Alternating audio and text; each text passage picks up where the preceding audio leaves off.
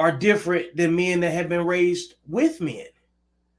Oh, absolutely. You see what I'm saying? So like, Absolutely. Like that's not even a question. it's not a question, but it is an ongoing point of contention, and I don't know if it's been handled the right way. Just like when Nah, it hasn't. it hasn't been It handled the hasn't. right It way. hasn't. It hasn't.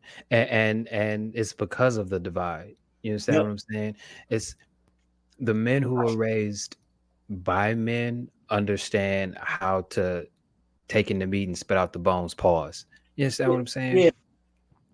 The most of the men that were raised by women have an emotional kind of connection to what you're saying. It's this, like I said before, like a lot of people. But since we're talking about men, a lot of men don't know how to distinguish the difference between talking about a specific behavior and talking about them as a man. With that said, welcome to the Code Talk Evening Show.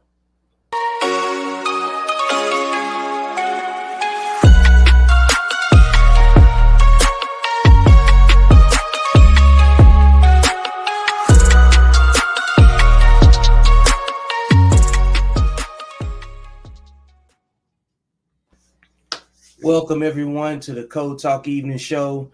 This is part 3 in the sexual template series, and this is such a long conversation because there's so many moving parts to it, and we focused on like the initial introduction of varying personalities and behaviors that are associated with single mothers, and the children that's raised by single mothers was the second part that we focused on, and the dynamics of the just the far-reaching, outcomes of it all.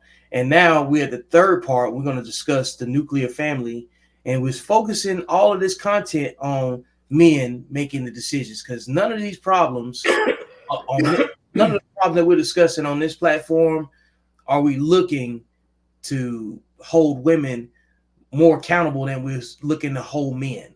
Because at this stage, as far as I'm concerned, it's delusional to try to demand a level of accountability from someone that's supposed to be supporting to your leadership than you're willing to display yourself. So with that being said, I'd like to introduce my panel members here across the table with Chris McClellan and my man, the other artist over there, Antoine Christopher.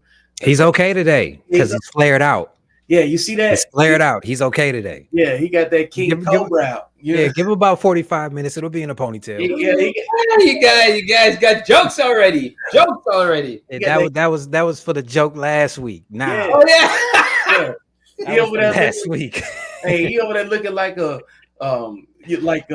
creative Vigo the Carpathian from Ghostbusters. Oh, you guys funny. Seriously though, Antoine, I'm gonna keep it real with you. You look like the guy that you look like a mafia lord or a mafia boss. You look like at any given moment you could pull the trigger and have somebody offed. Wow, that's a big compliment. I'll take that one. Yeah. You're like a that's a big compliment there. That's hey, look, man. That's Lord Farquaad right there. Like, whatever you said. That's rich there, right there. I like you even more, Chris. Damn. Hey, so today's conversation is the wrap up, okay? And we talked about before the introduction of what we see, what we observe, what we've experienced, and we compared, like the surface experiences, to the videos and stuff that we reacted to, right? And then in the middle, we went in the middle segment, we went further in depth and detail about it, and then sharing more experiences and opinions about it. And in the third part, we want to focus on the nuclear family, because this is the end item on the, what I'm saying, at the end of it. Because I believe that the nuclear family may be done. Like, it exists, but what I mean is the decline of it. The same way people have said they are no longer attending church. You know what I'm saying? It's a couple generations of, children have been born, and couple that with technology, social media, you got less and less people attending church, and then you start seeing doubt just across the board in leadership from coming from one person, and people are more free thinkers now, more inclined to go on their own volition on stuff. And so when you got people going their separate ways, so does the nuclear family, because you don't get to choose the family that you're born into, but you have to choose how you deal with the family. And when you start looking at all of these different behaviors, the first place you check to see if anything that we've been talking about is true is around the people that you've been raised by, because that's the first model of the world. Like the worst and the best behaviors of human beings are modeled in your family first. That's why when you go in the world, if you got somebody that you bump into that you have respect for, they're going to remind you of someone in your family. Oh, that person's like my uncle. That person's like my aunt, and the same goes for the opposite. If you got some of the worst people in your family, you go into the world and you bump into somebody that reminds you of some of the worst members of your family, and you also step aside and make sure you put safe boundaries and distance between you and that unsafe person. So that's my philosophy on why family is special. It shows you, like from the first and the worst to the, to the least, and to the, whatever variation you want. You could pick, you got a model of that. And if you don't have those folks in your family, that's great. Because now you got a boundary to say, hey, look, my people don't act like that, so I don't recognize that behavior, so those are not my people. But the more that this sexual discipline piece evolves, it destroys or more or less it has an impact on the way that we see family. You know what I'm saying? Because you see family through the person that you connect yourself with, and in attempts to, create children. And as time goes on, you have more or less of those opportunities, depending on the way that you conduct yourself, right? Because all of this stuff is behavior driven. You just can't go, create a family just because you want one, and it actually be good for you, because less and less people are coming from healthy environments that fit what you want. So, like, how do you model the behavior of that person in a long-term situation in which kids are produced and a nuclear family is able to grow out of? So, are you talking about the nuclear family within the Black community, or you're talking in general? In general, most people. You think across the board in other races and nationalities, the nuclear family is not a priority? I think it's worth discussing to see if it is. I hadn't really I'm basing it off of the impacts of feminism, the ongoing gender wars, the less and less people are getting married, economics. There's a broad variation of things that impact whether or not people are even able to get in relationships. You got to understand, like, we have been talking about why people don't like each other anymore. Are we talking about the product within the Black community, or are we talking about across the spectrum? Like we're gonna start broad brushstrokes. You guys did the numbers last week, so technically there isn't enough. Technically, the product isn't even good in the community, and what's left from the numbers you guys, what's left of the numbers you guys gave out. Hey, this is what you guys gave out. So if the product is not within the realm, I don't get it. Why would you think that they have it? It's across the board. If the product is not in the store, which it isn't according to the numbers you guys told last week, what makes you think? See, here's the thing, and Vic, I'm not gonna say. I'm just gonna say I don't recognize what you're saying when you say less and less people are getting married, because given that I've been off of social media since my birthday last year. So in real life, I've seen more marriages in the last year than I have in the last decade. That's cool. So I'm starting to see in real life more and more people getting married. And to be real, I'm starting to see more families being blended. Like, I'm starting to see men with kids marry women with kids. I'm starting to see men who don't want to have kids marry women with kids because they don't want to have kids, but that kid is an asset to the man and the relationship, so they see a benefit. You understand what I'm saying? And I think that's the part of it that people don't recognize. It's like we're not, Antoine and I, we would never, I don't think that I could see myself dating a woman with children. Like, I can't. However, I have seen men who are in the same position that me and Antoine are in that don't want to have kids, but see a woman with kids, and that kid winds up being an asset and not an actual like burden. So it's not really that big of a deal to take on that responsibility because that kid is not a burden. Mm-hmm. You understand what I'm saying? So this is me speaking anecdotally. Now, as far as wide scale, I don't know, because like I said, I don't the most social media that I do is YouTube. And even on YouTube, I'm only watching stuff that I can learn from. I'm not watching this nonsense about the gender war and all of that, because that's not my fight. I'm not in it. I didn't start it, and I don't want nothing to do with it. So this is the part, this might be the show where I listen. I might chime in every now and then, but this might be the part where I listen, because I'm not that engulfed in social media like that no more. You understand what I'm saying? Yeah, I get it. And to Antoine's point, when you talked about the numbers, you're right. The numbers aren't there, based on what we discussed already. But what I'm talking about is I think the conversation has been focused so much on divorce over the last 4 years, like they coming up with the who initiates divorce and how that discourages, people from marriage in general. And we're just talking about the surrounding popular conversation. We're not saying that we don't know people that are getting married despite that. You know what I'm saying?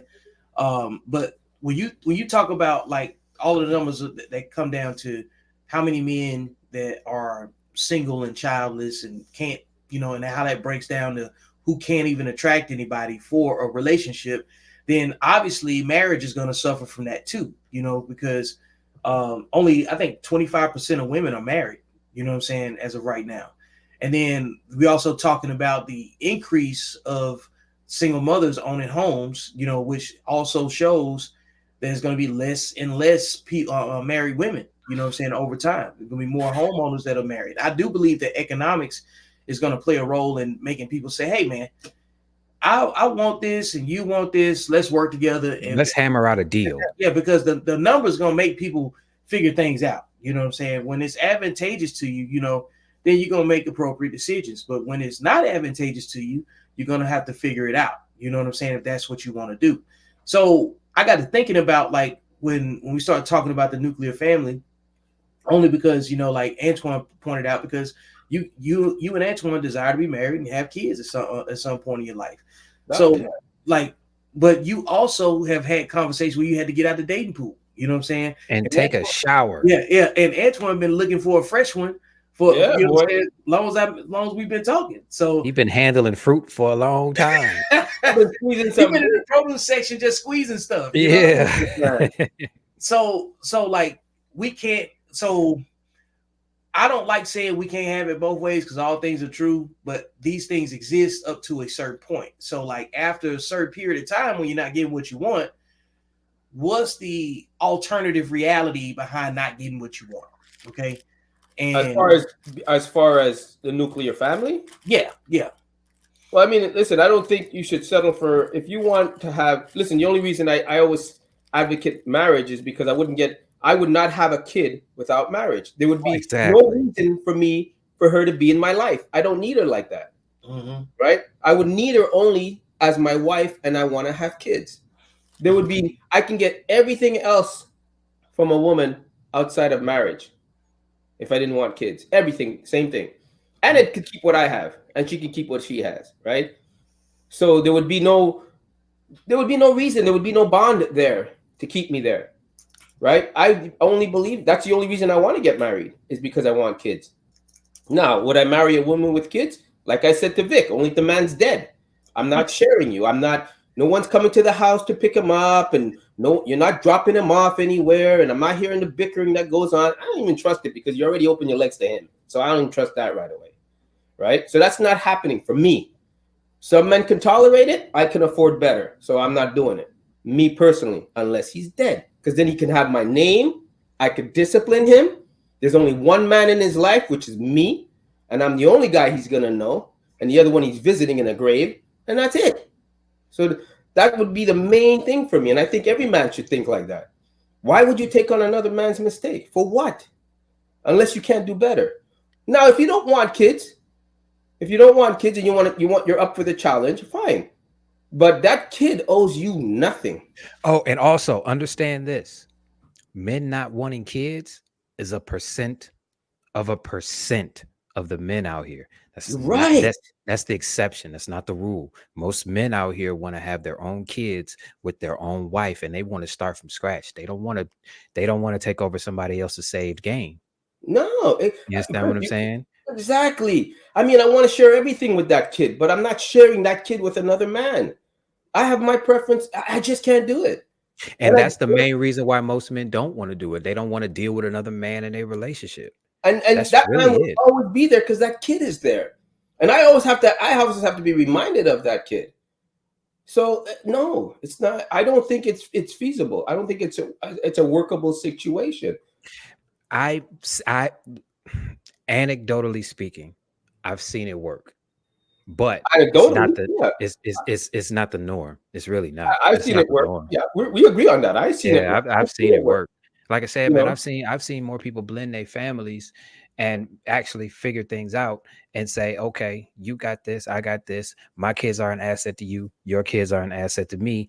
I love you. You love me. Let's put them together because it'll all work out. But to your point, I don't see men going out and looking for women with children, even though that's the majority of the dating pool, according to what social media and mainstream media would say. You understand and the numbers, to keep it real, because what do they say? 8 out of 10 kids are born out of wedlock. Yeah, and you and I don't have any kids, so we're over half of the men in our community don't have kids, and the other third are married. So the numbers kind of, you know what I'm saying? But like I said, man, I've seen it blend and I've seen it work, but I've also seen men attempt to take on that responsibility and fail miserably. And they lose a lot. And I'll even say this: if I had kids, I wouldn't want a woman without kids because I know that she would want one more or have the desire to have, and I wouldn't want to hold her back on a fresh relationship. Right. And I wouldn't want to do it all over again. I got my kids. They're grown. They're probably doing really well. Now they're looking to take care of me. They come and see me. I would look for a woman with kids and that kind of in the same level as me in that aspect of life. Yeah. So that way you can put them together and build something. We decide to take the kids. We do. We don't. Now we're on the same playing field as far as relationship. Right. And I all I have to do is focus on her. All she has to do is focus on me. Something happens with each other's kids, we can come together and say, well, this is what I think. This is what you think. You know what I mean? There's an even parenting right there. So that I wouldn't look for a woman without kids if I had kids because I've done it already. Right. And I don't want to start all over again because I'd be content. I mean, it makes sense. You know? It makes sense. I just first of all, I got a jealous streak about me. So I know, Well, at least you know that about yourself. Yeah. Yeah, dude. I don't need a reminder. I don't know. I like I said, some men could do it. Some men could do it. Some men are okay with it, which is fine. But that is not the norm. Yeah, that's financially good. If you're financially good, doing good in life, you can provide. You're doing everything right. You're growing. You're building. You ain't taking on somebody else's problem. You're not. You're not doing it. You're looking for the freshest thing possible. You know what I mean? And that's what you're going to go for. And you want your own legacy. You become selfish, you become like a lion, And I'm only speaking for me. It's not saying that single mothers are bad people. It's just that you have a child and I want my own family and I don't want to deal with another man in my relationship. You're not a horrible person. You just have that. You just have that right there. That's kind of hindering me from wanting to build anything more with you because I know I got to deal with him and I don't want to deal with him when I'm supposed to only be dealing with you. That's really it. And let's be honest. Most men, if I had to put a number to it, 75 to 80% of men don't want to deal with somebody else's. They don't. Especially if they're financially sound and they don't need a roof over their head. Let's be real about that. That's where I'm coming from. Right. But like I said, and I would even understand if a woman said she doesn't want to date a man with kids, nor should she. Yeah, I get that too. Nor should she want to. Yeah. I wouldn't if I was a woman. If I was a woman, I have no kids of my own.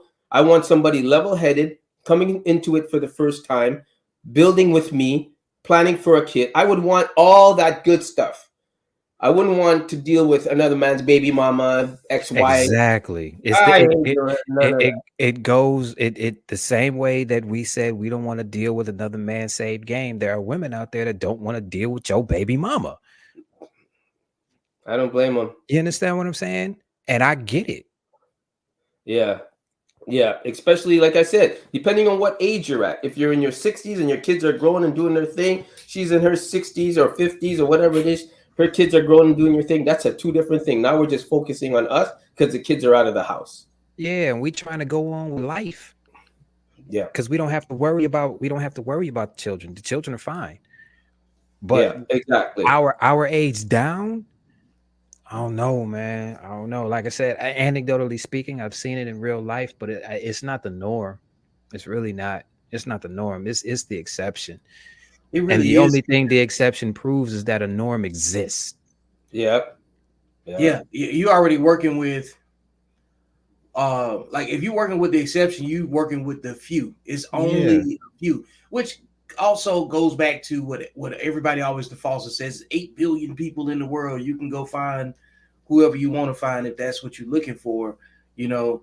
And it really is a challenge to how bad you really want the nuclear family. You know what I'm saying? Because I think that's the other revealing thing, you know, because if you know where your odds are better at and your heart is really set on, you know, if you want a family, you're going to compromise. You're going to do what it takes. Like, I think the extreme is, you know, you start getting into the passport boy territory, you know what I'm saying? And that's part of the reason, like, that's why they exist, you know, but they've always been there. Like, it happened long before it even became a term, you know what I'm saying? They just got loud about it. They just got loud about it. They got loud about it. They got loud about it, just like the divestors on the other side got loud about going to Zaddy when they thought that we wasn't up to par, and then found out. What's Zaddy? What is that? The other race. Oh, that's what they call it. Zaddy? They call it Zaddy? Zaddy with a Z. I'm not even saying that. Because I had to put emphasis on it. That's why I said it. But they are just as loud as the other set was. It's just that for some strange reason, they got praise for it. And the passport bros are getting destroyed on mainstream media and social media for it because they're viewed as weak because they don't want to deal with the abuse that comes with dealing with some of the women in our community, or the baggage that comes with some of the women in our community. But why would you? I think between all of these different things, right? I think there's a group of people that gets exactly what they want, and they make the adjustments to get what they want, and they don't go crying about it. They don't go bragging about it. They don't go telling everybody. You know what I'm saying? That's the majority. I call anybody on the internet talking crazy the loud minority, because the silent majority is going about their life. They're not focused on validating their individual life off of what's in their timeline. You know what I'm saying? They're like, those people can't get what they want next. You know, because it's only the people that's not getting what they want that are complaining. So for every one person that's not getting what they want, there's thousands that do. So it's really easy to create a narrative that there are no good versions of the opposite sex available for a relationship. You know what I'm saying? Because even before we get to talking about a nuclear family, we got to get to the point where people actually like each other again. I think that's done. Yeah, but see what I'm saying? So now, like, if you say that that's done, right? That's done. If it's done at that level, then where is the nuclear family? And just like Antoine is saying, man, so many of us on both sides are so jaded because of our own personal experiences that we really don't think that there's anything out there. I'm not going to hold you. I used to be that guy. Yeah. I used to be so jaded that I didn't think that there was anybody out there that was good. I used to think everybody was out to get me. Everybody was out to use me. Everybody was out to do some type of harm to me. I had to grow out of that because everybody isn't like that. And that's a good way to miss out on your blessing. Oh, yeah. By thinking that everybody is bad. Well, no one really could say everybody because who knows everybody. But I don't do from a a single guy that's in the present world, modern day dating. Like I date. You know, I do the Rumble thing. I do the Hinge thing. You know what I mean? I do, you know what I mean? You get your little pokey from the fatty thing. You know, I'm dating. I mean, from the fact it is too early in the I'm show. sorry, if we're gonna be real, let's be real. Come on now. You know, the last one in the bar is not exactly I'm supermodel. You know what I love mean? it here so much. I need somebody to start documenting these terms, okay? Chris came in. As a guy that's everything unraveled after Zaddy, okay? You know, okay, like, I didn't know about Zaddy, but as a guy that's dating, Chris, you cannot tell me. Listen, I believe in the nuclear family. I was raised As in do one. I. Dude, let me tell you something. Nothing straightened me up more than my mom telling me, "Wait till your dad gets home." I was raised in. I see my brother doing it with his kids. There, all the examples that I have of people with nuclear families, their kids are good. Are there the bad ones? Some of them get on drugs. They have it too. Maybe the kids, the parents spoil them. Yes, based on situations and circumstances. But as far as the kid coming home and raising the kid right, the morals and the values are set in stone. You know, that takes a weight off the mother. You know, it takes a weight off the father to know that the mother's handling business at home. He relies on her to tell him everything that's happening with the kids. She relies on him for providing for the house and making sure. So it's a perfect blend. And that being a perfect blend, I am not going to worry about dishes, blankets, and sheets and all that other stuff. I'm not going to worry about it. I don't want to worry about it, right? My father never, ever questioned my mom about what's on the sheets. Did you make the bed this morning? The food.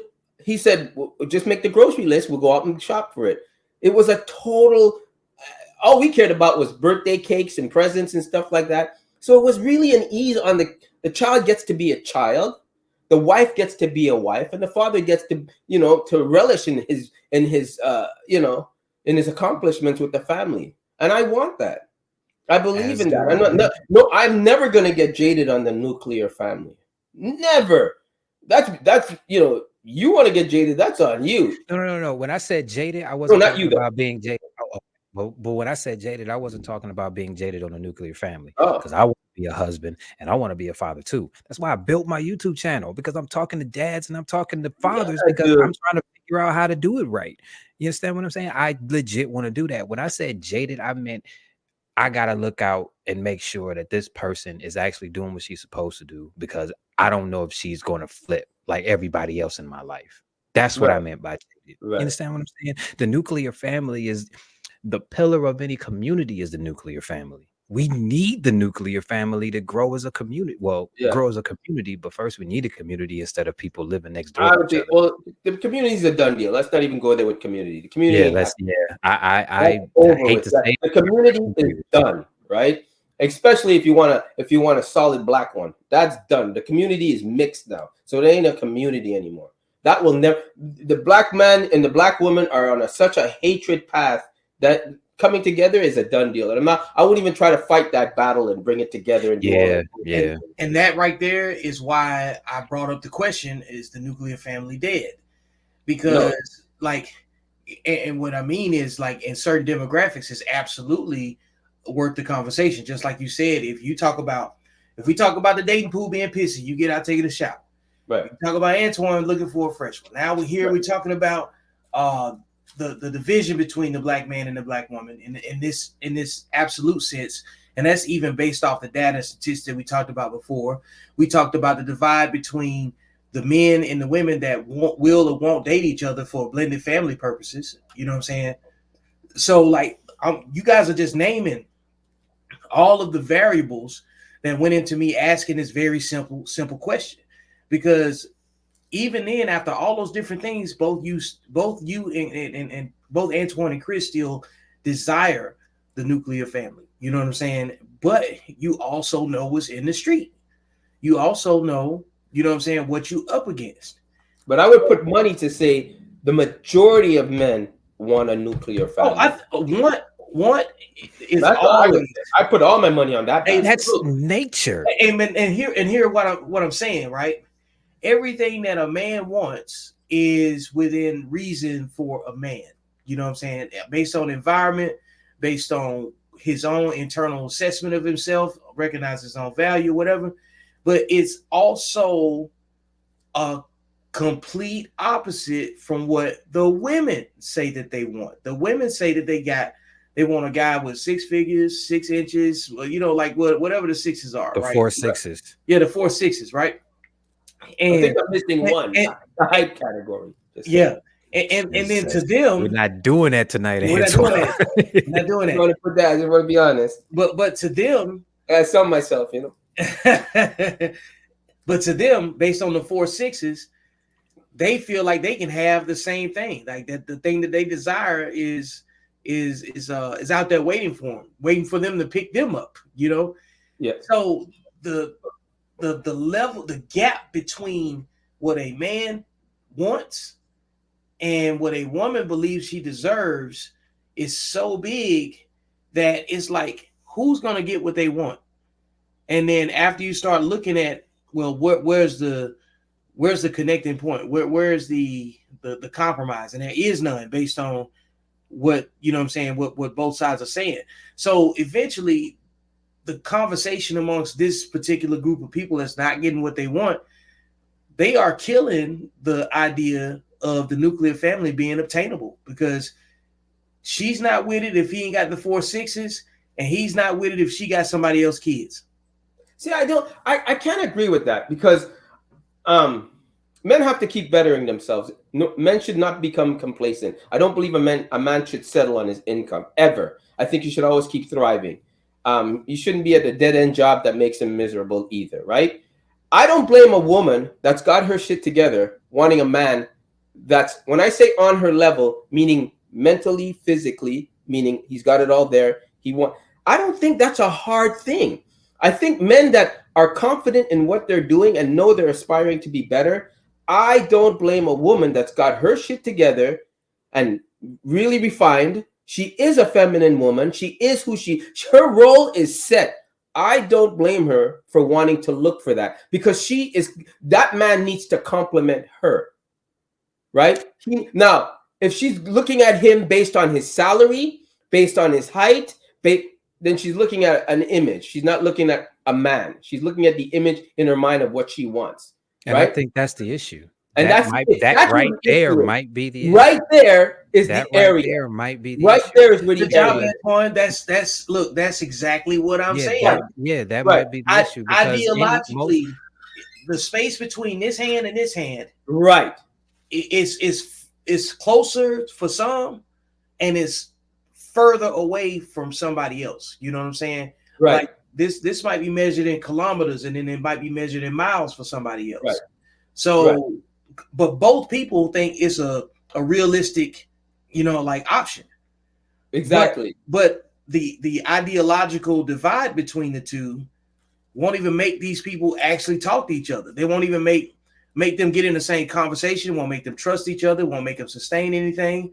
You see what I'm saying? Like these little ingredients are the recipe for why I asked the question that I asked. It's a very brutal question, but if we can't build relationships in our own zip code, and we can't do it within our own families, and we can't do it around the people that we see every day, it's saying a lot. And at some point, if you can't, you got to move, right? It's saying you got to move, right? And then and then how many people are willing to relocate from where they were raised?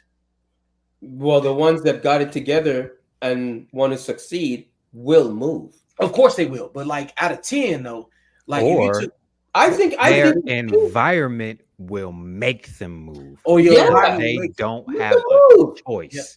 The environment is not conducive to your growth, and you're not stuck anymore.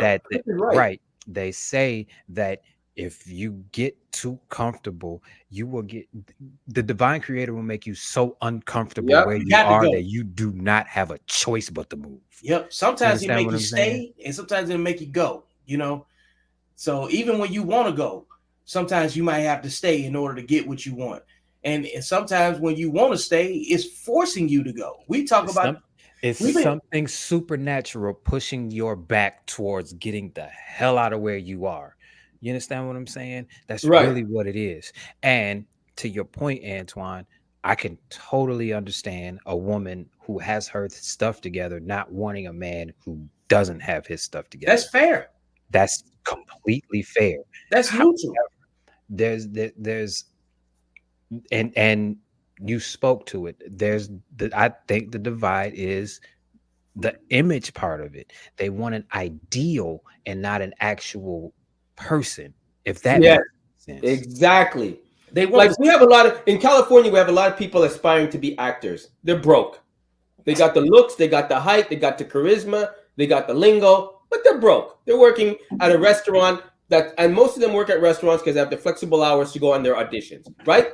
Now, a woman, if a woman really falls in love with that man and he's broke, but he has everything else that she wants and she's willing to support his dream, I don't blame her for jumping on that because she sees how passionate he is about his art and she's jumping on board to support that. Now, if the man decides to fall back, not go on auditions as much, not practice his craft, not believe in his craft, not study his craft, he starts falling back on how many shifts he takes at the restaurant.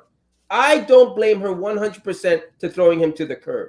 Because that's not what she signed up for. She signed up for the man that was passionate without her. Yeah, man, you can't change the plan and then expect her to stay. Exactly. You can't do that. Like I agree with that because you can't break do the that. contract because You broke the contract. Yeah, like now. But on the flip side of that, when I spoke about image, Mhm. the women have an ideal and an image that they're trying to go for. The men also have an image and an ideal that they're trying to go for instead of an actual being. We are in an over-sexualized society. There is no way in heaven that you are going to find a woman with, I'm going to say finding a woman with a low body count nowadays is like finding a needle in a stack of needles. I'm glad you mentioned that. You know, and to go with that, Ooh, that's where the sexual discipline piece came in for me. It's like, okay, let's just reset, neutralize everything. You can't take back your bodies. You know, can't nobody take back the bodies that they caught. You know what I'm saying? And at some point, when you start having people that's talking about the body count conversation, if they're not framing it the right way, then it just ends where it starts. Pretty much, it goes right into conflict. That's why, like, if you say sexual discipline, it hits different, meaning that you can have a degree of experience, right? And everybody's an adult at this stage in their life. You know what I'm saying? Like we've had whatever experience we had. The goal is to not repeat the same behaviors from your 20s and 30s in your 50s and 60s. Right. You know what I'm saying? So like right. you gotta at some point get into an era of reason. And reason has to come with discipline. So if you spend your 20s and 30s, you know what I'm saying, running amok and being sexually immature with every person that you've been with, yeah, you're gonna be jaded. Yeah, you're gonna have less, optimism, you know what I'm saying, about what you truly want or what you said you want, and which goes back to what you said earlier. A lot of people want the image of what they're talking about. Right. And they don't really want, and they just feel more comfortable arguing and just being disagreeable about it. Because if you really want something, you don't invest more time in disagreeing about it than you do in solving the problem and trying to put yourself in the right space to get what you want. So when you look at how like the loud majority of the argumentative people, most of those people are not going to get what they want no matter what. You know what I'm saying? No matter the circumstance, no matter the argument, whatever it is, there's going to be a group of people that's not going to get what they want. Everybody has these people in their families. Everybody's got an aunt or uncle that's got a problem with the opposite sex, that can't get what they want, that living at home, living on somebody's assistance, lazy, blaming everybody. That is the same person that is got access to a keyboard and a social media group where they want to go blast and say, overgeneralized jaded statements. And but let's be real about something, okay? And I'm gonna say it. No matter how much, go ahead. No. I don't know why you put that disclaimer out there. I never What's understand wrong with you. I Why never do you do that? Antoine, we've been doing this almost 3 years. I'm just saying. Okay, I'm gonna say it. Like there's something different. Shut up. But Just say it. Okay. No matter how much money a woman makes, it doesn't change her role as a woman. She ain't ever gonna wear the pants. And most men don't. I don't care what she does in the office, but when her ass is home, she's my wife, my lover, my kid's provider, and who she is as a woman. I really don't care what she makes. I'm hoping she makes a good salary. If she can make more than me, great. But she ain't above me, and her role doesn't change. Well, and that's what men have to make women understand. I believe every woman should be put on a pedestal in the sense that if she's your woman. But it's when she turns that pedestal into entitlement, that's when you got to take her down and level her out a bit and go, hey. But see, here's the thing that I've learned. Go ahead, Chris. Here's the thing that I've learned. Men really don't care about what a woman makes. Why should we? Really don't. We're not looking for financial stability from our woman. We're not trying to be here's my husband, the wife. We're not trying to do that. If anything, and this is me anecdotally speaking, most of the men that I have come across that have gotten married has set their woman up to sit her ass down, meaning she can do what she wants to do and not what she has to do. What she brings into the house does not affect what happens to the house. It's an extra. It's like when the cup overflows, the woman bringing whatever she brings into the house is the overflow. The man is looking to take care of everything. There's like an innate nature level of responsibility that we have when we have a woman under our covering that we got to take care of this. This is my woman. I don't want her out here doing all of this. I don't want her out here working 40, 60 hours a week like I am. I want her to be able to chill out at home and take care of the home. I don't want her out here like that. She can work if she want to. But Chris, let's be real now. Today's world, come on now. In today's economy, economy, she working. There's a stat. 7 out of 10. There's a stat. It's not like your mom and dad days. Wait. There's a stat. 7 out of 10 married women work either full or part-time. Okay. So that's the thing. Yes, that is a thing. But at a nature level, at a core base level, I don't know a man that wants a woman out there like that. I wouldn't listen. There's no way I'm coming into my wife's life because she's a grown woman, and there's no way I'm coming into her life and telling her, I make more than you now. I'm the rich dog. I'm the big dog. You're gonna have to give up your career. I don't blame her for looking at me and going like, I'm sorry, and you are who? Because she studied to become who she is. If she's a surgeon, a doctor, a lawyer, even if she's doing a passionate job working with dogs, I am not going to tell that woman she has to stop working and go at home. I'm going to say, listen, we're going to have a baby. Let's come together for the baby. Let's come together for the child. Figure this out. I want you to figure out a way how you want to do it and still provide what I want and what we feel is right for the child. You figure that out. Don't involve me because I know what? I'm not going to be the one to take away your career. I'm not doing it because you will never take away my career. So she has to make that decision. But no man should come and tell a woman, oh, I'm the rich man now. You're going to give up your career, stay home with the kids, raise the kids, cook and clean. What the? Boy. On the flip side of that, before you say that, though, Chris, I want to also make sure we capture this part right here, and I'll let you talk. Antoine has been a proponent of the 50-50.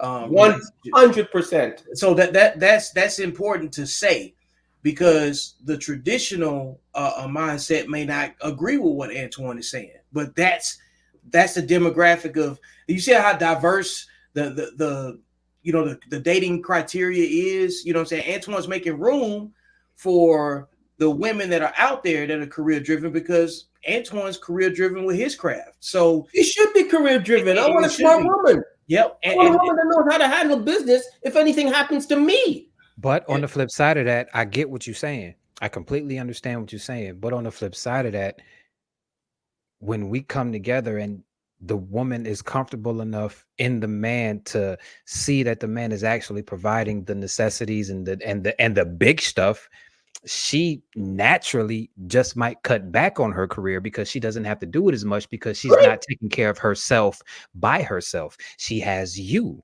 You understand what I'm saying? Chris. That's what I mean by set her up to sit her down. Right. I don't mean completely just stop working. But that's coming from her. That's not coming from me, right? Exactly. That means, okay, I married you. You're under my covering. I got to take care of everybody because that's the rule. I got to take care of everybody. And legally, I got to. You understand what I'm saying? Right. I'm responsible legally. You don't have to do this as much. You can cut back if you want to. I'm not going to tell you you can or you can't. Now, if we decide to have children, we need to work something out so that way the kid doesn't suffer. Because you can't be working 50 hours a week and me working 50 hours a week, and then the kid is just there, because something is going to be missing. You understand what I'm saying? Yeah, that's what I meant by set her up to sit her down. But I a lot mean of these men, completely but a lot of nothing. these men, but Chris, a lot of these men on social media are talking so full of shit and out of their ass saying, yeah, my wife's going to do this, stay home, cook, clean. She going, I'm going, you ain't providing shit. Nigga, you make $42,000 a year. Maybe you're clocking 80. You ain't doing shit. You know what you're doing? You're going to have a discussion with your wife and say, what can we afford? Right now, I know down to the penny how much I spend a month for one guy, me. I know how much water I waste. I know how much food I eat. I know how much on my miscellaneous bill. Now, a woman comes into my life, I'm going to double it. And I'm going to add another $1,000 onto that for waste, because she's going to leave the water running more than me. She's going to, you know what I mean? Her car, you know what I mean? I'm putting in women's driving. You know, they get an accident once a year. I'm putting that into the mix. You know, her borrowing my car. I'm going to have to fill her car up with gas, take it to get an oil change. I'm going to factor all that in, right? So I know right away my living went up. Now, if she says to me, hey, you know what? I want to go on a vacation. I'm going to say, okay, let's go on vacation. How much can we spend here? How much of a vacation can we afford? Yeah. Now, I can afford the whole vacation by myself, but you know what? I'm not doing that. I'm not doing that. I'm going, hey, baby, how much you want to get married? You want to have kids? Okay, we got to start budgeting here. What kind of vacation can we afford to go on? And that's a discussion you should have. Now, if she's saying, well, you're not balling, you should be taking care of me. Let me just show you where the door is so you could just, escort yourself out. Because that's why I agree with you when you said that when that pedestal becomes entitlement, you take the entitlement away, and you have to take her down from the entitlement. I completely take back into a nice pedestal and say, listen, this is what I get that. That's all I'm saying. But too many men are unrealistic today, talking out of their ass on social media, saying, "Oh, he makes $50,000 a year, but he wants his wife to stay home and cook and clean." And I'm like, "Where you living?" Because the last time I checked, my mortgage is fucking $3,000. You know what I mean? Like, what are you talking about? It doesn't work that way. That's all I'm saying. Like, you got to talk within your means. And and there has never been a time in history where women did not work, ever. Yes. There has never been a time in history where women have not worked. There has been a time in history where the man was responsible for the majority, and whatever the women brought in was extra. They didn't depend on what the woman brought in because the man had it. You understand what I'm saying? Right. And like I said, that's why I brought up set her up to sit her down. You don't have to do this as much because I got this. You don't have to do this as much. You can cut back if you want to. I'm not telling you to. But you can if you want to. You can relax. You don't have to live in survival mode anymore. Right. Because I got you. You understand what I'm saying? Right. And that's what and looking at this comment right here. Why Black, I hope I'm saying your name right. I would have to agree with you because this generation has become so selfish. They don't think about nobody else but themselves and what they can get out of somebody instead of working cohesively with somebody to build something bigger than them. It's not about you. It's not about her. It's supposed to be about us. Coach says this every Friday on Empowering Perspectives. Shout out to Coach. The most important person in the relationship is the relationship. What are you doing to help the relationship instead of trying to see what you can siphon out of it? Quit being so goddamn selfish. You're not entitled to nothing. I don't have to do nothing for you. Everything that I do is choice. What are you doing to get me to make the choice to take care of you? How about you think about it that way? Exactly. Jackass. Damn, Chris, angry man. Damn right, you got that shit right. Okay, but listen, but let's be real, okay?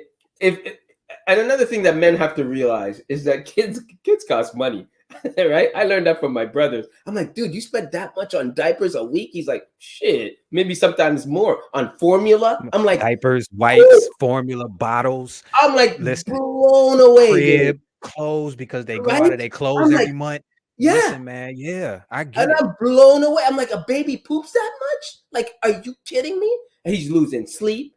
And I'm like, he goes, how do you do it? He goes, dude, I had 2 hours sleep last night. I had to get up and go to work. and I'm getting up, and she's the one breastfeeding, but I'm the one getting up with her, and I'm like, I'm like, okay, I didn't factor that in. You know what I mean? I didn't factor that in, right? Yeah, we go through it just like we go through it with them. We just don't have the physical side of it. You understand what I'm saying? We don't have the physical side of it, but we still have the responsibility side of it. So if you up at 3 o'clock in the morning breastfeeding because this kid can't go to sleep, I'm up with you because I can't sleep because you can't sleep. You understand what I'm saying? We're the ones making the coffee. I don't know about you, but we're the ones making the coffee. And I'm the one with the boiling hot water on the stove, so that way you can put the little bottle in there, so that way you can feed this kid. Right? You understand what I'm saying? We go through it just like they do. That's why I said, man, it's not about an individual thing, man. I do not believe in independence in a union. And when a nuclear family is supposed to be a union between two people, you can't be independent in a union because the other person is relying on you, just like you relying on the other person. But we're just relying on each other in different aspects. Exactly. And you know what? Like I said, man, I'd rather be tired with my wife than without her, because I know she's gonna come out for me. I mean, baby, I'm just as tired as you. I was with you on that one. I may not give you the nipple, but I was there with you. You know, right? I mean? Right. I got the prep work done. All you got to do. I am not going to be sleeping while you up, because I know when I wake up fresh, I am not trying to hear your mouth. On the strength, I am not trying to hear your mouth. But you know what I also want to say, and maybe I want to say it this way. I believe, like, today men are saying, you know, housework isn't as hard as a woman's job, isn't as hard as a man's job. And that is such BS, man. Women have a certain role. When I say 50-50, I want people to understand this is how I look at 50-50. Because Vic is right. That's the way I see it, right?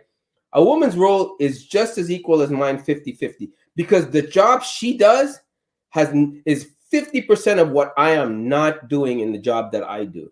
And it's just as important. It's just as important and just as hard. It's just different roles.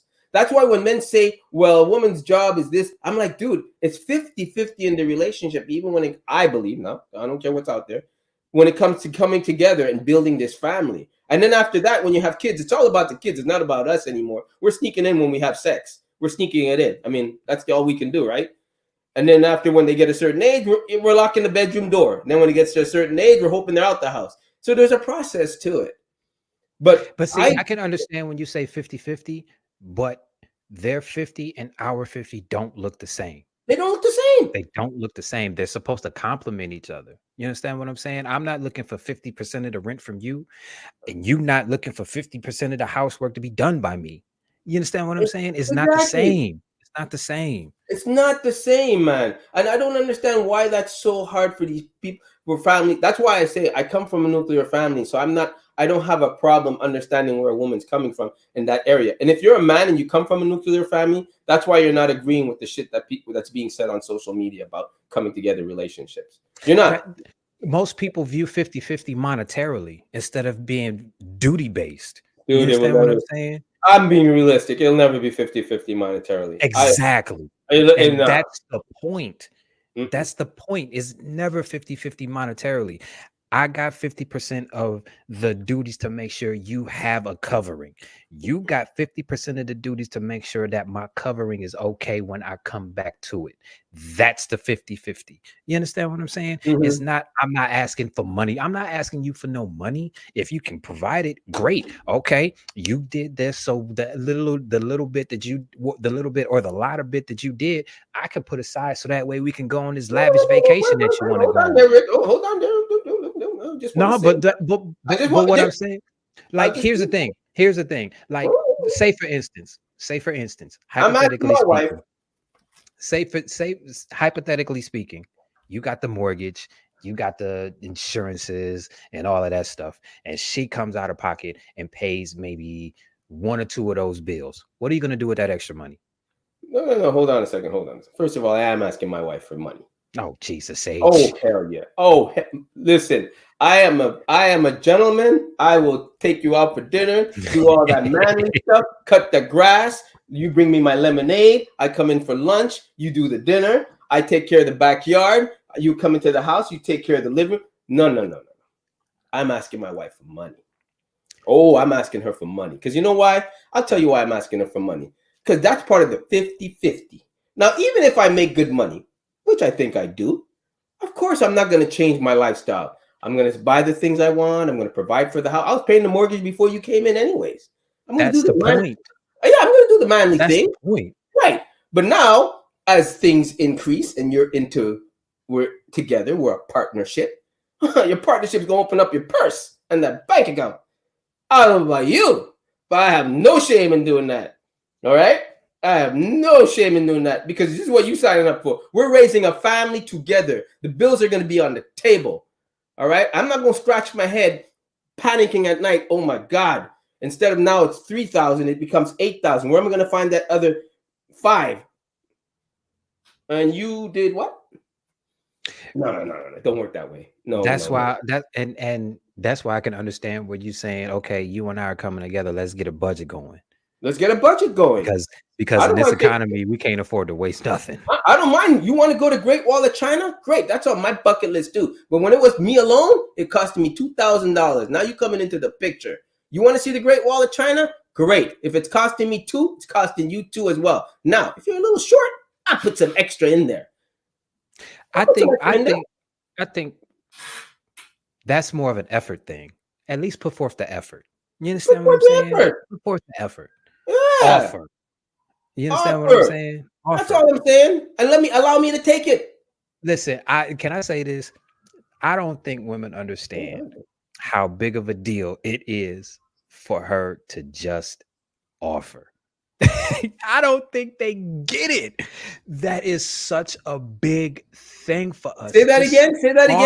Just offer. Just offer. Give me the first right of refusal. You know what I'm saying? Yeah, give me the option to say no. Yeah. Like, but when you just automatically just say something, you just sit there like this right here. Yeah. Like it's a disrespectful degree of entitlement. But I believe a real woman would. That's the difference. I agree with that too. I believe a real woman offers. A real woman is like, I know what I'm asking him to do. So I think disciplined women offer. Like disciplined women are reasonable about the union and the partnership. The undisciplined women are unreasonable and got their hand out. Yep, and got their hand out. Yeah. Which is why, I used my hands earlier talking about some people measuring distance in kilometers and some people measuring it in miles, right? So when you think about it, if we're talking about creating unions and healthy relationships, you cannot do anything that we're talking about doing without discipline being involved. So like, even if Antoine's utopia version of 50-50, it implies cooperation. It implies that you have to bring something to the table. I even hate saying that, but like in the 50-50 dynamic, you can't discuss 50-50 without talking about what you bring to the table. Then if you want to be a traditional man and still want all of the compliance that you expect, that comes with being, like a head of household in a traditional relationship, then you also have to submit to the idea that a woman has a certain expectation in a traditional household as well. So you got to be careful what you're asking for. And this is why I say you can only have the relationships that you can afford, and it doesn't have anything to do with money. With that being said, when you start talking about blended families, because these are the families that we try to, these are the families that are part of the dynamic too, right? So I thought about this question, like in a blended family, should your woman get your stepdaddy privilege for free? Because if you already talking about taking on, I don't understand what that is. I'm gonna break it down. I don't know either. Me, I'm like, what? So hey, I love it when I ask the question and you guys think about it and you pause because you kind of know how it's gonna go because you're smart enough. You understand how this content goes, right? But one of the things in a blended family that comes up is that if you are the man, you are expected to take on a different level of responsibility for the kids, right? Now, even if they're your kids or her kids, when you come into this situation, and let's just say you don't get, like she's not getting any type of monetary assistance, right? But even then, she's still in the market for. Wait, she's not working? Is that what you're saying? No. She's working, but she's not getting any assistance from the father of the kids. Because sometimes you run into situations where, a woman can do for her own kids out of her own resources, and she not getting anything from the father for whatever reason, no matter what it is. Okay. But regardless of whatever she's getting or not getting, if you bring them into your space, you're going to be ultimately responsible for them in the immediate future, right? If she hasn't pressed the father for any type of help, how does she automatically qualify for your resources to help her kids? She don't. You see what I'm saying? Like, you got to understand that that's a broader dynamic too, because like we haven't really broke this down, because like there's a degree of entitlement on both sides, right? When it comes down to it, these relationships with blended families and relationships in general are not cheap. They cost money. They are an investment of time, resource, energy, and whatever comes with it. Because like, just because you want kids, that don't necessarily mean you're gonna end up with healthy kids. You get healthy, you get some unhealthy kids, your life get very expensive. Then you got your own health to worry about. You know what I'm saying? So I just want to put, I advocate for, if anything's born with illness, sickness, Alzheimer's, all that sort of shit, I'm aborting. I'm just Jesus. I am not suffering the rest of my life for some drooling kid. I'm telling you, I'm putting that right there. You see what I'm saying? Let's make that fucking clear from now. You see, you see how I I'm going to be selfish right there. Wow. I am not suffering the rest of my life with some drooling kid. Ain't happening. I'm putting it out right there. So I'm coming from that perspective. Let's make that come back. And I have no problem saying that. Antoine, come back. Come back. That's all I'm saying. So I ain't ruining the rest of my life for that shit. No, thank you. No. I'll adopt first. Antoine's comments do not reflect everything that That's comes. It's his own opinion, and we will move forward. Thank you. I just want to make that clear before we say that. Hey, but that goes into it though, because like sometimes you might let's just say you meet a nice lady, right? Mm-hmm. She got kids, and all her kids got behavioral issues, but you like her. Is it a deal breaker? You know what I'm saying? Whoa. I'm still tapping it, right? We're talking about No, I don't. I would sleep with it. What's wrong with that? You already calling it a it. Yeah. No, I'm not passing it up. I just said I wouldn't. Wait a minute. When you say behavior issues, what do you mean? Like, just can't stay out of trouble. Yeah, because like, you got to understand, you don't know the chemical imbalance of those children that come from that father that's not around. You see what I'm saying? Them kids may come and kill me. No. What I'm saying, like, man, you ever watch some of these shows that's like on TLC or like when you got Love After Lockup or these killer kids or like you watch these shows, they have a format, bro. There's a profile to every one of the families when it comes down to the kid that ends up being a killer at age 15. And it's a step parent involved every time. There is a step parent imbalance. When you talk about stepmothers, they don't say great God fairy stepmothers. They say evil stepmothers. When they talk about stepfathers, they never talk about stepfathers in a positive light. The only ones that we do see in a positive light are generally associated with entertainers and athletes. We're not saying that they don't exist. We're talking about the ones that actually get the attention, because it's an unsung type of, you know what I'm saying, role in a life, right? So with that being said, you're actually paying to not be acknowledged. You put that out there and you're making it, you saying, yo, I'm gonna take on your kids and everything, and then I gotta take a back seat because you're already saying you hope you can discipline them. And you can't do that. Antoine talk about it all the time. He talk about it all the time. He like, yo, the daddy got to be dead. So he got the so Antoine is only with it if it's a widow situation. That's just the bottom line. You know what I'm saying? Yeah. So, if he's a widow or he's a vegetable. So what does it cost for, like, if you believe in the family and if you believe in having a family and there's a woman that's still, you know what I'm saying, that fits the criteria for you to create a family with, and even if she had kids already, and I know that this isn't your thing, but should men be asking for a little bit more from women if they willing to be a stepfather? Because like you just got through talking about she got to pay in a 50-50 relationship, Antoine. Let's make this real clear. Go ahead. I'm getting out the way.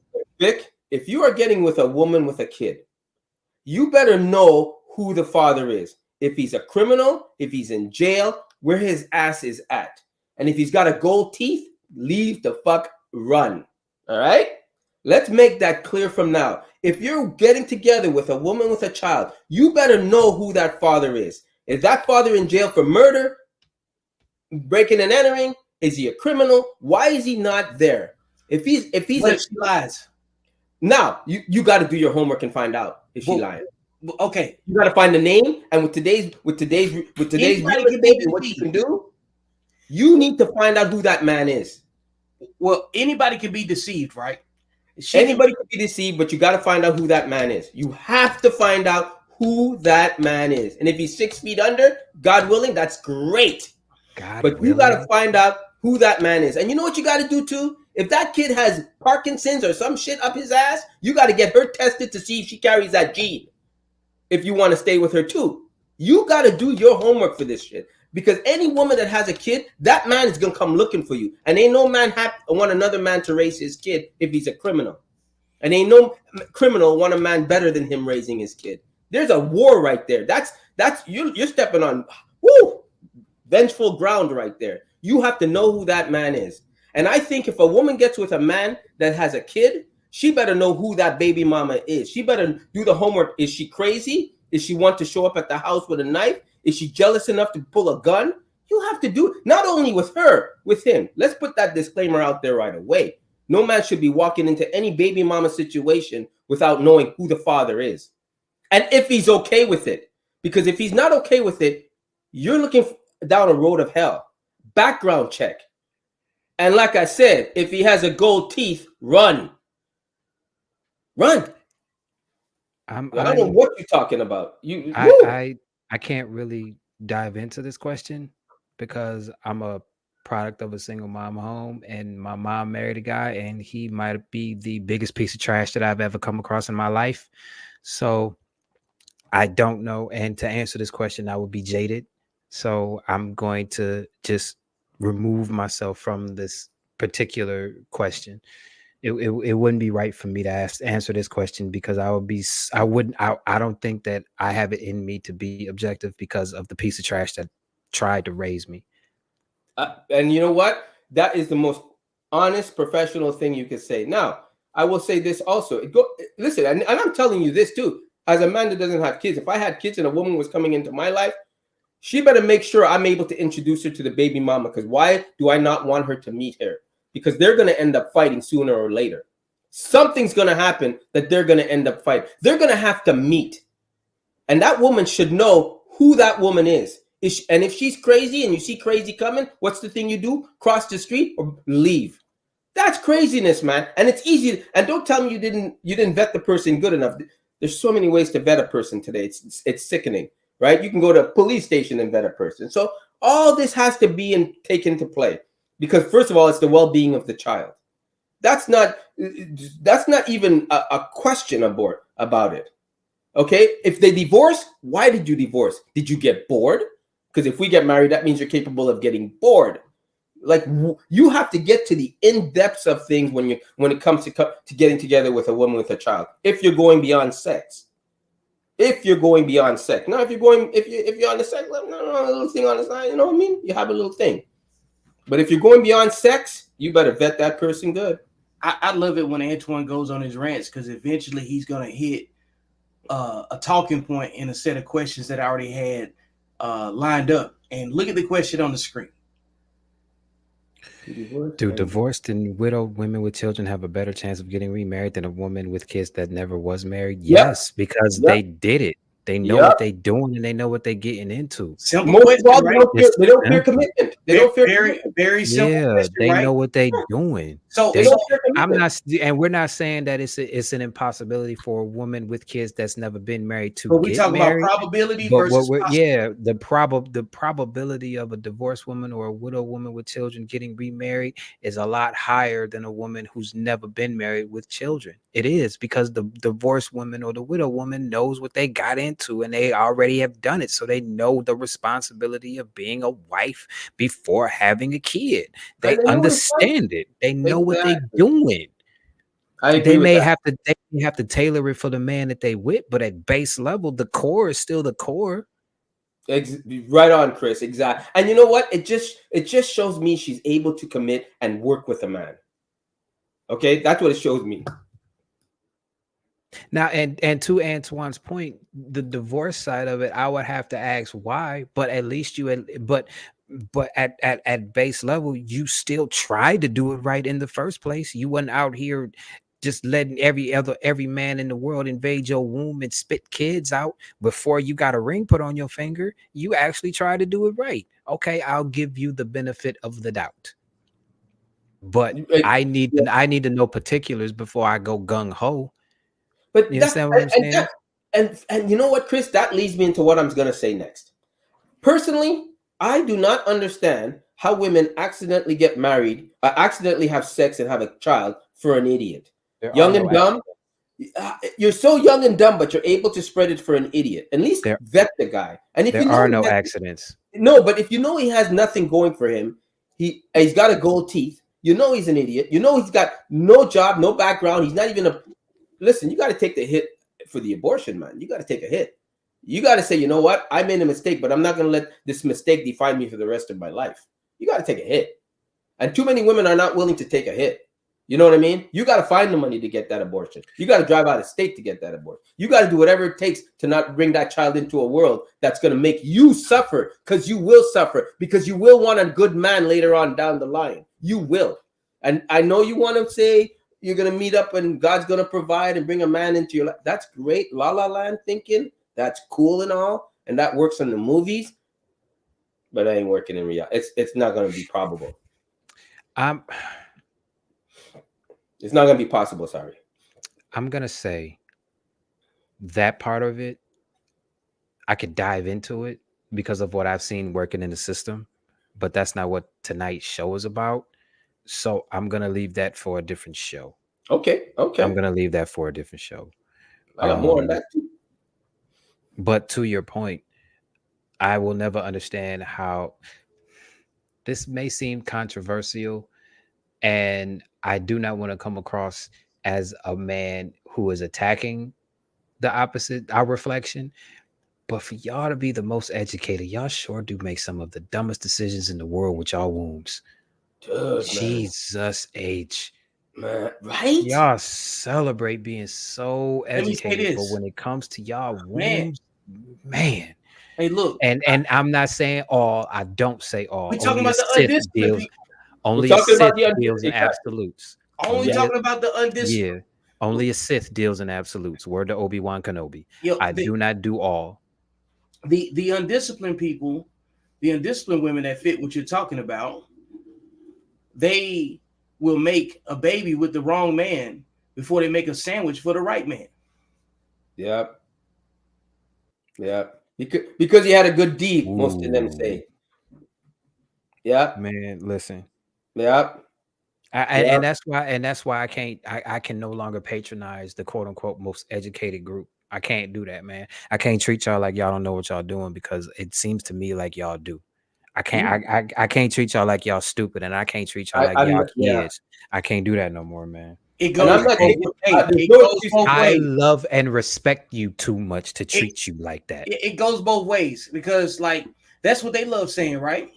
And when I put it like this, are women not independent enough to solve their own problems with who they choose? Because you can't be independent and then complain about a lack of protection. Protection doesn't come with independence. You're independent enough to choose, you know what I'm saying, your environments that you put yourself in. And you have to make better decisions with yourself when it comes down to it. These are the like in a 50-50 relationship. That's what it's talking about. Like I like the baseline part of it, you know, what he's talking about. You come with a certain level of personal responsibility that reassures the other person that they are making a great choice in you or a safe bet. But if you are undisciplined and you're just not practicing what you're preaching, right? Then all you're doing is performing. You're just performing you know, like it's an audition, it's an interview. Nobody that does an interview that speaks highly of what they want to do with, you know what I'm saying, for this potential job goes into that job to adhere to every single standard. They there to get paid, you know what I'm saying? So they're going to do what it takes to not get fired. I'm just here so I don't get fined, right? But Vic, that's why I say to you that for me, I look at it as every woman that has a child out of wedlock is not close to their father. Every woman I always say every, and I'll tell you why. Because there's no way a father is going to want that for his daughter, and he's going to be so protective, and he's going to say, "Listen, you got to watch out for men like me." Okay, because I ran that game. Now your mother and I got married, but I was that guy. And the father sees the signs of an idiot. If your daughter is sneaking out at night to go find a guy, the father's the one to tell you, if you have to sneak out of the house to go see that man, that means he must be an idiot and a lowlife. Because any good man wouldn't want you to sneak out of your own house to come and see me. Yeah. It's just common sense. These are things you break down that a father does. A woman doesn't know how to do that. A father puts 2 and 2 together real quick when it comes to the opposite sex. But see, here's where I have an issue, because I'm starting to see a lot of girl dads do that, but they're doing it out of fear of what will happen to their daughter. Right. They're not teaching their daughters. They're teaching their daughters fear instead of teaching their daughters discernment. And the reason why they're not teaching their daughters discernment and they're teaching them fear, and it's not because they don't want this. It's not. I truly believe that it has nothing to do with the daughter. I believe that a lot of girl dads out there are afraid of karma. They are afraid of the fact that some dude might talk their daughter out of their panties, just like they talk somebody's daughter out of theirs. True. I agree with that. But that can only come from a dad. That can only come from a dad. But see, here's and to your point, I get what you're saying at a core level, but I don't think that the father should teach their daughters fear. They should teach their daughters common sense. I don't think they should teach their daughters common sense and discernment. You know what to look for. You not dumb. You know this dude don't like you like that. You know this dude just want to smash you. You know this dude ain't trying to come introduce himself to me. Come on, man. Come, you're smarter than this. I raised you better than this. You know better. That should be the conversation. That should be the conversation. But I'll say this again. Shouldn't teach them fear, but they should have that child should have a sense of fear. A sense of fear of what her decisions could lead to. Okay, so you're talking fear of consequence, right? Okay. Yeah. Now I was about to say, Now like, I get it. Because, and I like that statement, Antoine, and here's why. Men represent the consequences of the world. Like we're like the first checkpoint we're the first reality check for most people. You know, like your mom is going to keep you in, you know what I'm saying, in the space of, you know, thinking about Santa Claus as long as she can, because it's part of the mystique of, you know, preserving your childhood, preserving who you are to her. You know what I'm saying? Right. And then your father's supposed to be like, stop all that crying. You know what I'm saying? You scraped your knee. Who cares? Get up. Right. It's like when the child falls down and starts crying, and it's the difference between the father saying get up and dust yourself off, or your mother running over to you to try to pick you up and, you know what I'm saying, and help you get back on your feet by yourself. That's a big lesson. If you need help all the way from the time that you in your toddler years to the rest of your life, you're going to basically be an adult toddler. You know what I'm saying? If your mother's hand is this close by all the time, you know what I'm saying? Right. But your father going to show you consequence one time. He going to show you like a man's accountability comes from his father. Right. And if your father ain't there, your accountability going to be limited. You know what I'm saying? Right. So, which is why, like on this platform, I'm okay with blaming and challenging men. I'm not blaming men. I'm challenging men. You know what I'm saying? I'm blaming. Like, you could blame or challenge. I think the ear that you hear it with is either blame or challenge, depending on what it is. Like if you're an accountable and disciplined man, you hear the challenge. But if you're an undisciplined man, you hear the blame. Right. And then when you're in the finger pointing mode, you're not solving the problem. So But I don't mind being in the finger pointing mode and the blaming mode as long as I got a solution behind it. That's the point. But I am not letting you escape with excuses. No excuses. None of that. Okay, so I'm going to point the finger at you, say you made a mistake. I need you to take accountability. Now let's fix the problem. That's how I'm looking at it. Yeah, exactly. Yeah. So you ain't getting no scapegoat. And you not. Man, if you're a 304, I'm calling you a 304. Don't blame me because you had 10 guys underneath you. Don't blame me. You know what I mean? Hey, you know what I mean? None of them love you. None of them loved you, but don't come here and say, I learned my lesson. At that time, that's the woman I was. So just say, at that time, I was a 304. You know, at that time, I loved it. And now I'm looking to change my ways. And I'm hoping a man sees me for who I am now. I'm cool with that. I think that's why. That's why, like, that's grown up 101. Yeah. That's why I created the sexual discipline definitions. Is because it's so immature to talk about body count. You 40, 50 years old. Everybody got whatever experience they got. You know, some people got more, some people got less. I'm not saying that it's not important. I'm not saying that. I'm saying that at some point, if you are attracted to something that you don't really condone, it's going to say something about you.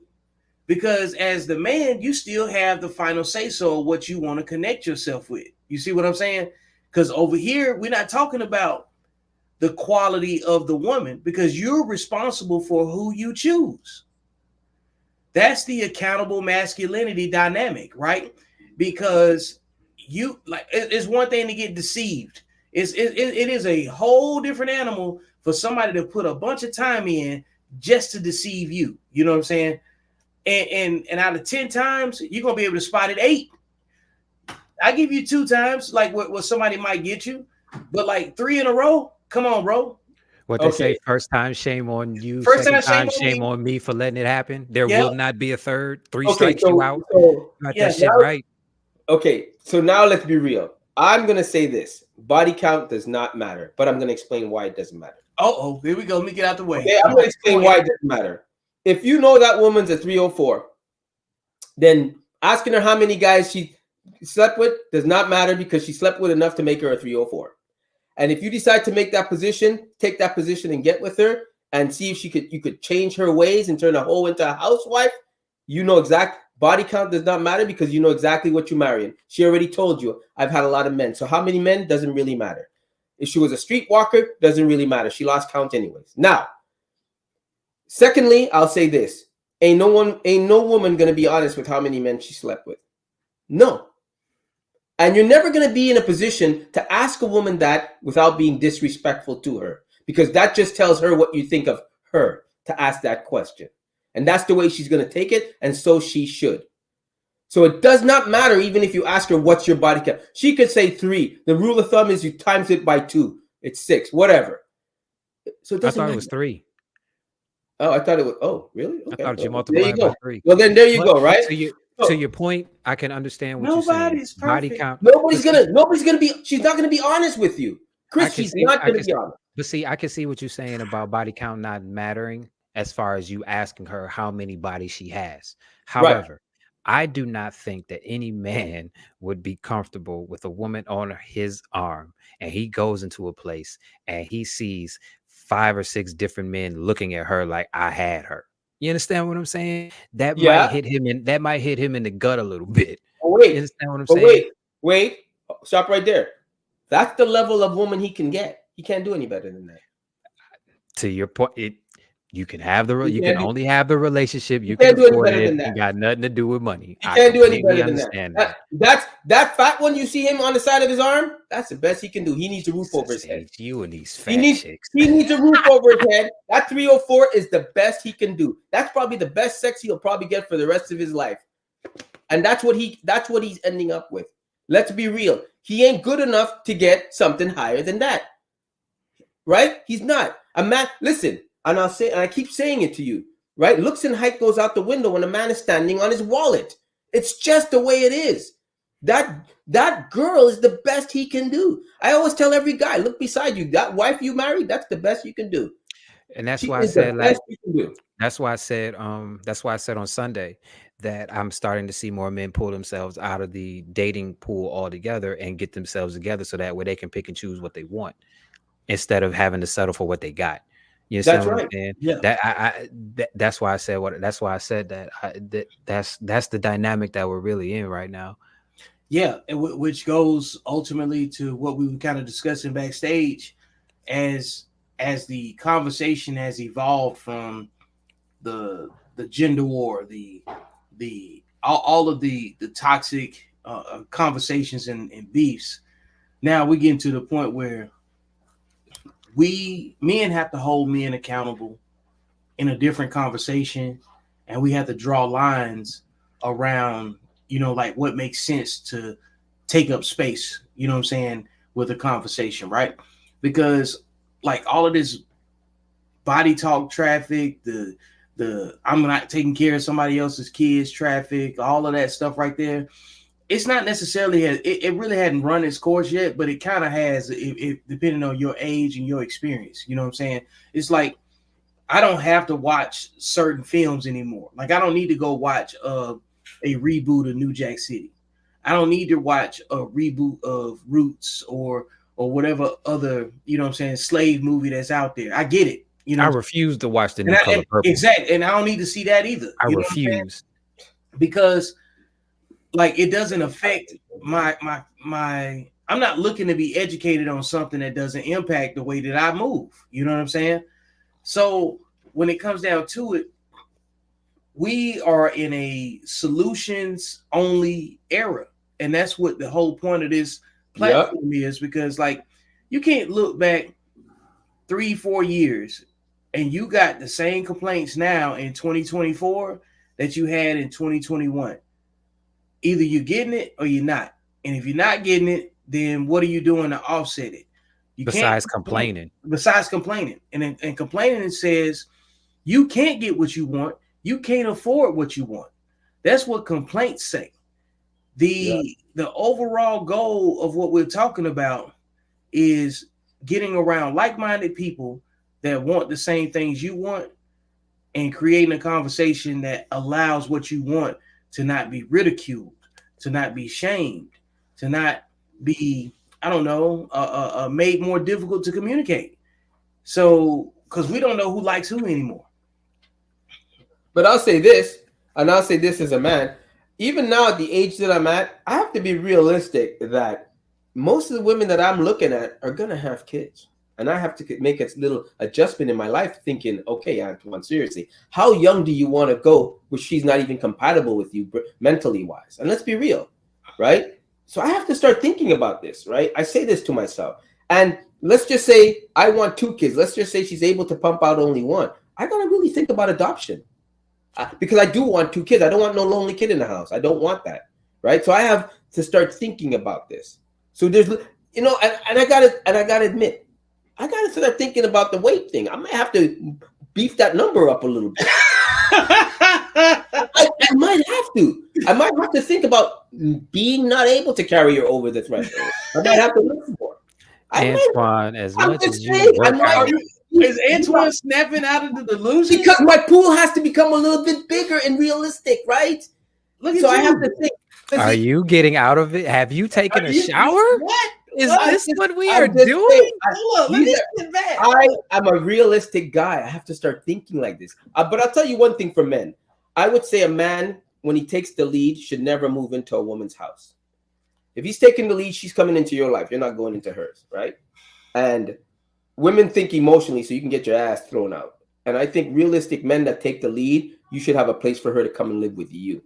And then from there, you decide what you're going to do. You shouldn't be going to live with the woman because you shouldn't be giving up nothing. Nothing.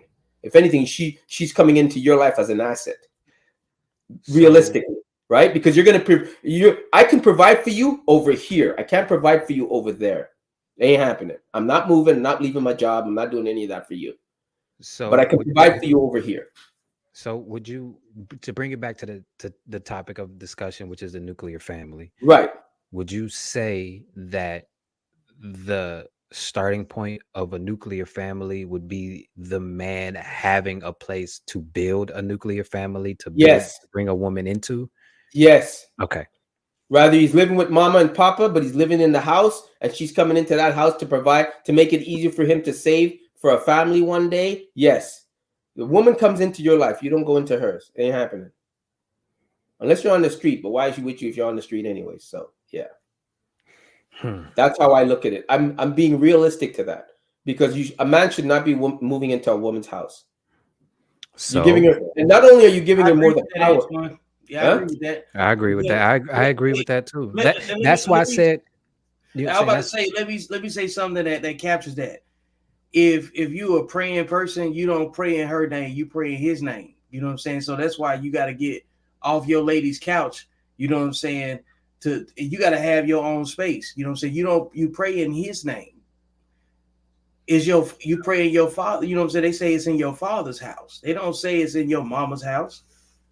Exactly. And if you're going to be that provider, it starts with you. So you got to have at least something to provide her with. And if you're going to have something to provide her with, baby, you're coming over here. I'm not going over there. We're building over here. I'm taking the lead. We're building over here. I'm not building with you. So in that aspect of what I'm talking about, though, not when I say her as in, you know. Man, this has been a very fire segment, you know what I'm saying, to close out the entire sexual discipline 3-part series. You know, we reached, you know, to a point where we brought it back down to the nuclear family. We started off with all of the behavior, you know, that we identified, and we just took it in, you know, and reacted to it, and we got a good reference point of where we needed to start the conversation. And then in the second part, on the previous episode, on part 2, you know, we got to it, you know, and broke down a little bit more in detail.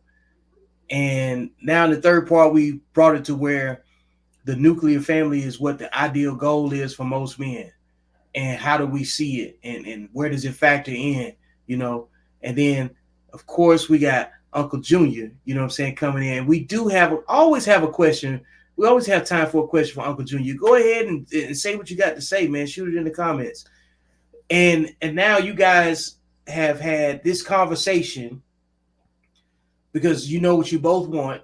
You're adjustable. You're coachable. You've been receptive to the information that's been presented to you, and you've had to make adjustments in your own expectations because hopefully you've learned something that you didn't know before. And now when you do that, you got better dialogue to operate on your decision making off of. Would you agree with that? Yeah. So with that being said, wait, before we close, I want to say this about the nuclear family. I don't think we touched on it. Maybe we did. I also include your in-laws, your mother, my parents as part of that nuclear family, right? Because I'm telling you, if your father and mother need help and they're telling you they need help, maybe you have I don't know what kind of relationship. I'm hoping you have a good relationship. But the way I was raised is we're going to extend that help as long as you know that. They ain't ending up on the street. I don't know your father. Maybe he's an ass, but I'm going to tell him, listen, I wanted to help you, but this is how the rules are in my house. You break the rules in our house, you get kicked out. But I'm giving you the opportunity to rebuild over here, to be part of your kids, your daughter's life. That's part of the nuclear family. And hers as well. Not only mine, hers as well.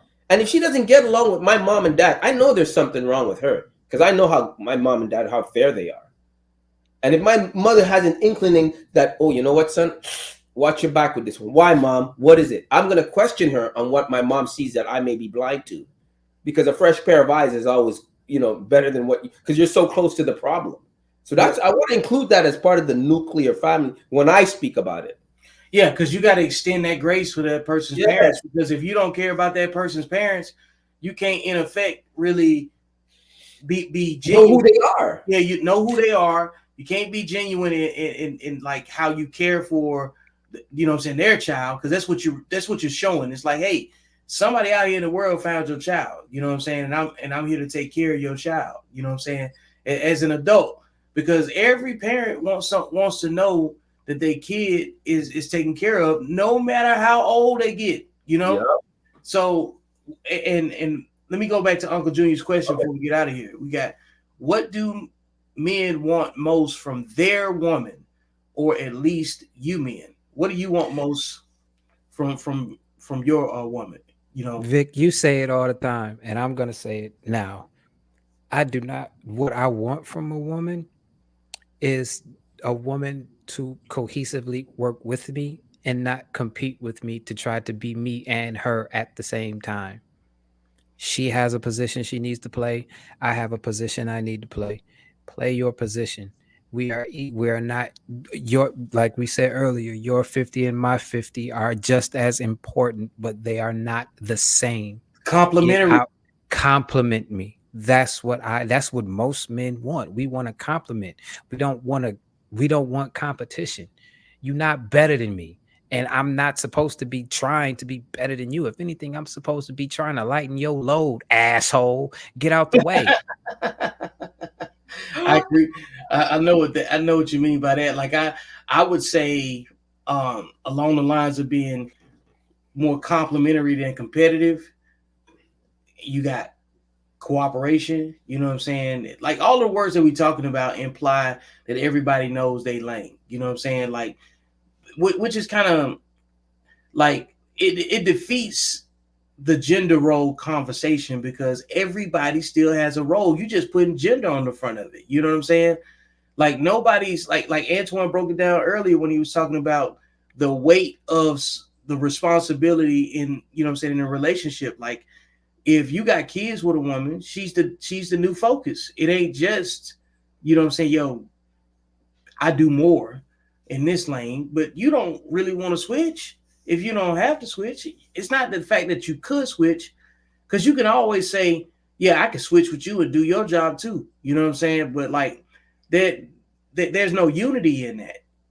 There's only competition in saying something to that effect.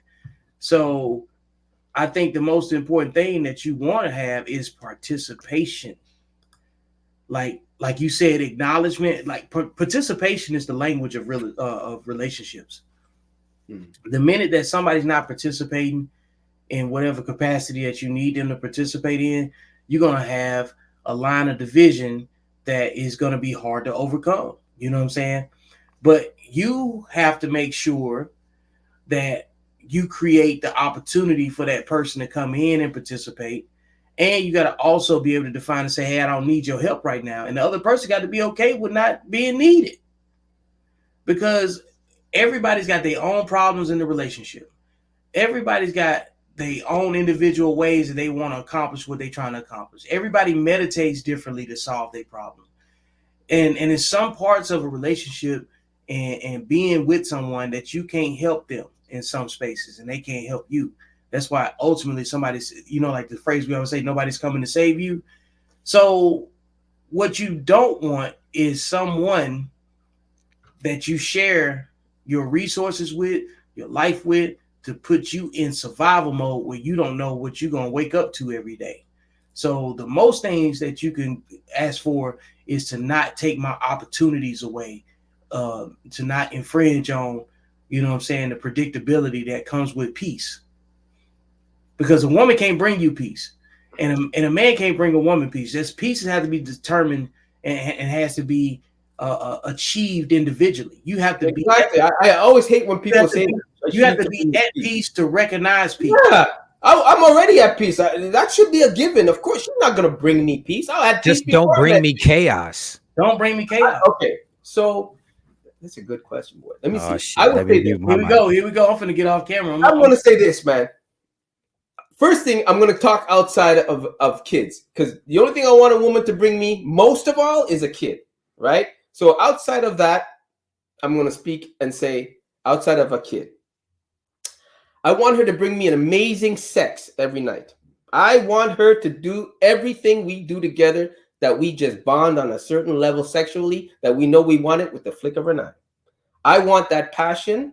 I want that stability. I want that assurance. I want her to know I am the only man touching it, right? That's a given.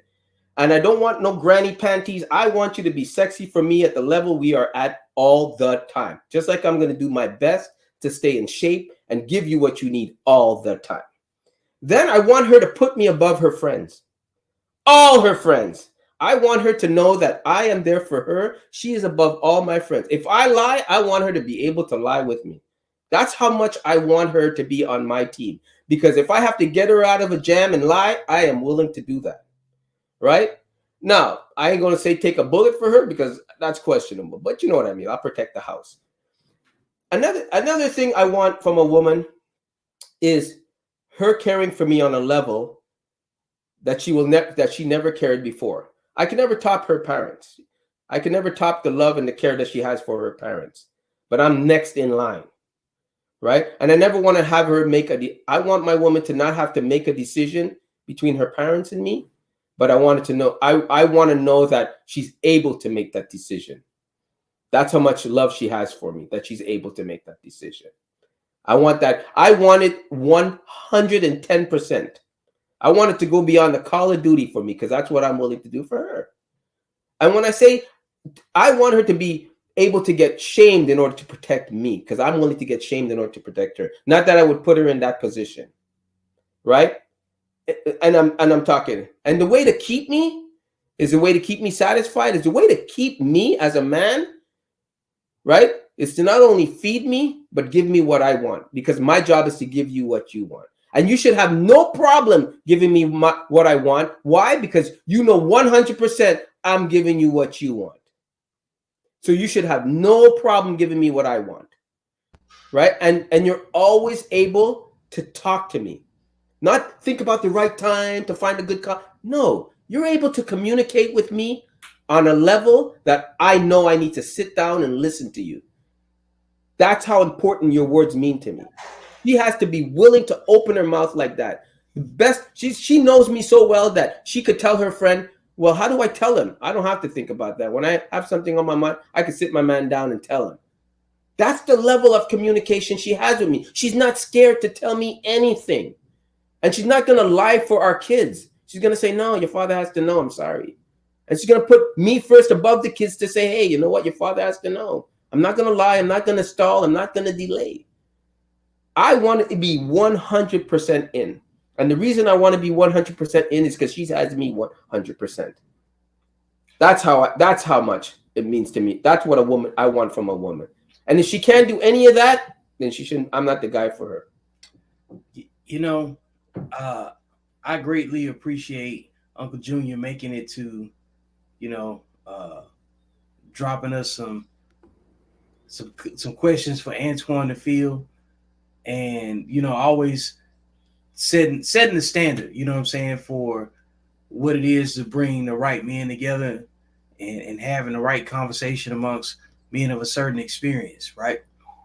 Men of a certain desire, men want things, men of purpose, men of value, and men of value care about communities. You can't care about communities without caring about families. Can't care about families without caring about relationships. And you can't have the relationship you want if your accountability won't afford it. So bring that all the way back down to what Code Talk is about, the Accountable Masculinity platform. None of it matters if you designate yourself as an alpha or beta. If you're not accountable, you're not useful. If you're not accountable, you're not masculine. And I'm saying that right now because people confuse what masculinity actually is. And it's your essence. It's what you represent. It's what people are going to judge you by. And you have to choose what boxes you fit in. And you do that with your behavior. You do that by what you don't say. And they pay attention more about what you do. Because nobody knows how to read you. Because stoicism comes with masculinity. Because you don't have to say much when you live what you say. You don't have to advertise. You don't have to do anything extra. Masculinity attracts. It doesn't repel anything. You know what I'm saying? So with that being said, I greatly appreciate the insight from you gentlemen. And shout out to the viewers that follow the channel and that support what we got going on here. Follow us on YouTube. And we'll see you next week, next Wednesday. Make sure you subscribe on all platforms and hit the like button and follow. Please leave your feedback in the comments. Make sure you hit up the super chat My chick make me a sandwich. Your chick make you mad. My chick make me a sandwich. Go cop the shirt, visit the merch store, shop with Accountable Masculinity, and support the platform. Men have hope.